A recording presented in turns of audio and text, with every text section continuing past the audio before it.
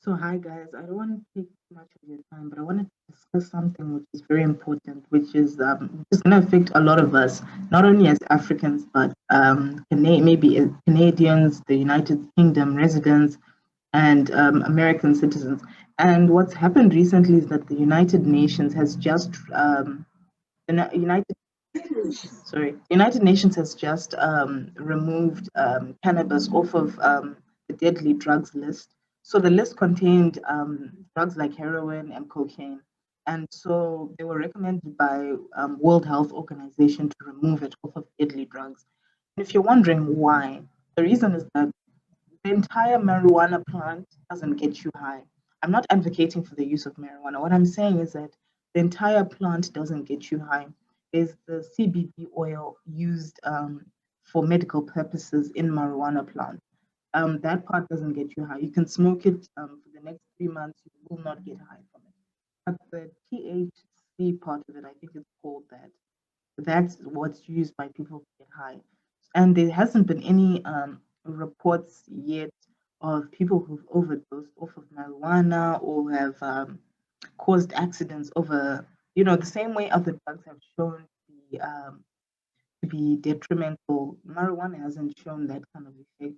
For example, we know for a fact that drinking and driving, alcohol is the cause of accidents. We know that marijuana doesn't have the same effect. Um, we know heroin and cocaine, people overdose of that, but we haven't shown that people overdose over marijuana, only cocaine and heroin. So essentially, they've advocated to remove it off of the deadly drugs list. Here's where it affects us as Africans. Problem comes in now, since there's a push to remove it because of the medical benefits, and pharmaceutical companies want to start actually pushing to have a lot of medication based on CBD, which is from the marijuana plant. It needs to be grown somewhere, and here's where African comes in. It needs to be grown in Africa because number one, Africa has land. Number two, the weather conditions are conducive for growing marijuana.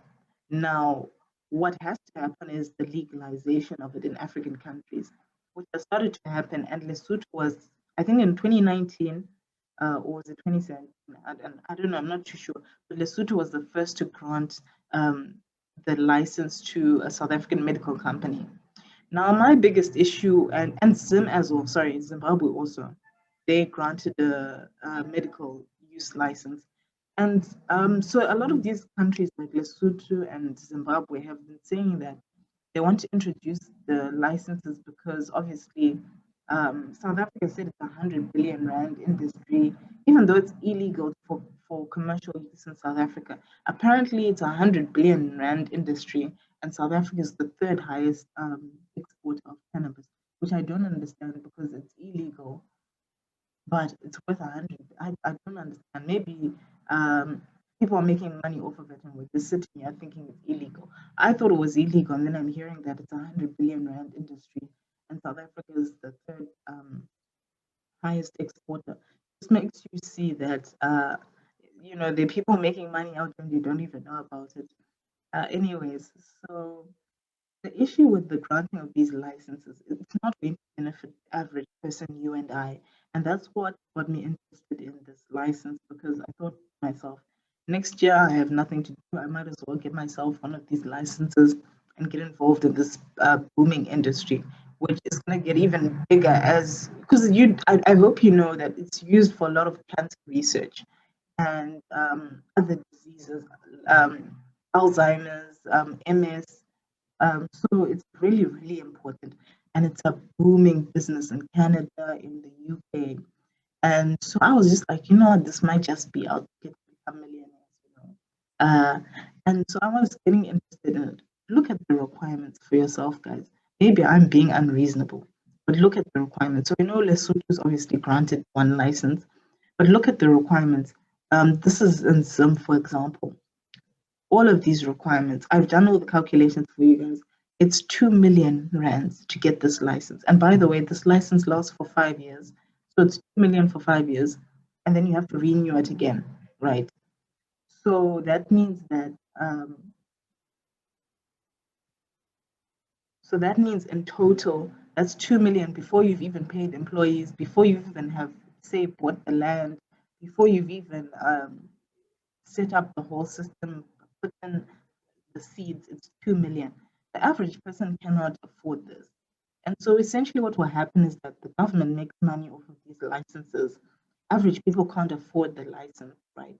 So external companies from the UK, USA, Canada, they'll be able to afford the licenses. But then here's what will happen. Ordinary people can't afford the licenses in Lesotho and Zimbabwe, right? And then the American companies come and grow it and then start selling it illegally to the youth.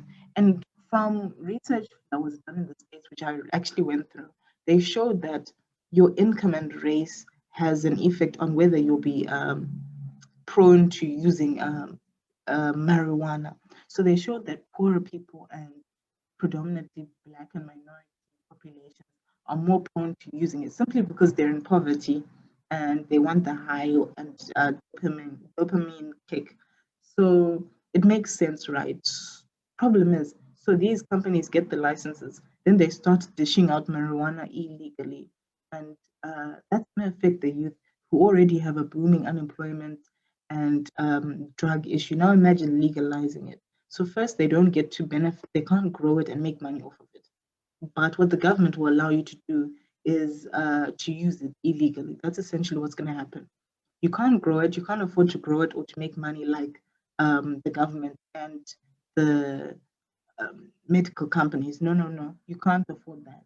What they will allow you to do is to use it illegally, essentially, because I can assure you these medical companies will be selling it behind the back doors illegally. And this is going to affect the youth. And that's just my concern with it. I don't know about you guys, but that's just my concern. Because tell me, which general youth can afford 2 million? Obviously not. So they're not going to get these licenses. They're not going to grow it, but they're sure as hell going to use it and it's going to affect them. I like what Durban has done in that their requirements for granting this license when they're allowed are quite low. So it's 23,000, which isn't too high. 23,000 secured land, that's it, you get your license. And that seems fairly reasonable, considering that Stockfields, which are quite popular amongst the youth now, especially farming Stockfields, guys. I don't know if you know about them, but they're booming about getting the youth into farming. And so easily, a group of 10 youth can raise 23,000 to get their license. And then as they make more money, they can access.